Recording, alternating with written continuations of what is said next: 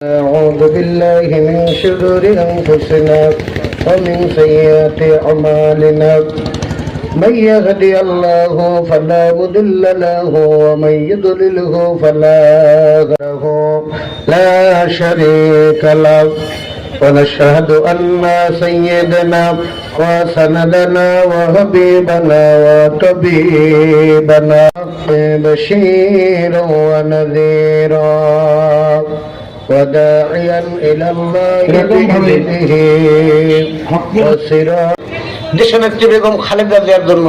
তা আমি মাঝে মাঝে কল্পনা করি যে যেই মহিলা, তার জন্য দেশের মানুষ আলেম ওলামা এত ভক্ত কেন? কারণ কি জানেন?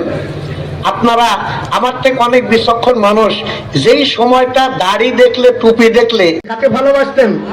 আলেমকে ভালোবাসতেন, আলেমকে মহব্বত করতেন। যেমন আল্লামা মামুনুল হক, উনি ভিন্ন ধর্মের একজন, ভিন্ন ইসলামী ভাবধারার একজন মূলধারার তিনি রাজনীতিবিদ।